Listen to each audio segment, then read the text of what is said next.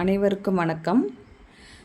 இன்றைக்கி நம்ம யாப்பு இலக்கணத்தில் செயலுக்கு உறுப்பாக அமையக்கூடிய 6 வகைகளில் 5வதாக இடம்பெற்றிருக்கக்கூடிய அடி பற்றி பார்க்க போகிறோம். இந்த அடி அப்படிங்கிறது என்னென்னா, சீர்கள் இணைந்து வருவது அடி. சீர்ங்கிறது சொல். அதாவது ஒரு அடியில் 2 சீர் இருக்கலாம், 3 சீர் இருக்கலாம். இந்த சீர்லாம் நம்ம ஏற்கனவே வகுப்பில் பார்த்துருக்குறோம், சரியா? அதனால் சீர்கள் இணைந்து வருவது அடி. பொதுவாக பாடல்களுடைய அடி 2 சீர்லேருந்து 16 சீர் வரைக்கும் ஒரு அடியில் இருக்கலாம் அப்படின்னு சொல்லிட்டு நம்ம இலக்கண ஆசிரியர்கள் குறிப்பிடுறாங்க. அந்த அடிகளில் 2 சீர் இருந்தால் அதுக்கு என்ன பேர் அப்படின்றத தான் நம்ம இன்றைக்கி பார்க்க போகிறோம், சரியா? 2 சீர் மட்டும் இருந்துச்சுன்னா அதுக்கு பேர் குறள் அடி. 2 சீர் மட்டும்தான், ஒரு அடியில் 2 சொல் மட்டும்தான் இருக்கும். 3 சீர்களை கொண்டது சிந்தடி. 4 சீர்களை கொண்டது அளவடி அல்லது நேரடி.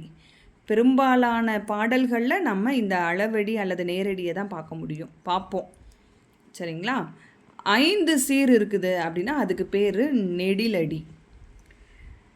6, 7, 8 அடிகள் இருந்துச்சுன்னா அதுக்கு களி நெடிலடின்னு பேர்.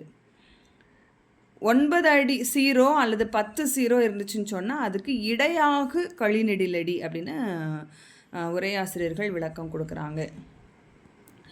11 அடி சீரிலிருந்து 16 சீர்கள் வரைக்கும் இருந்துச்சுன்னா அதுக்கு பேர் கடையாக களி நெடிலடின்னு சொல்கிறாங்க.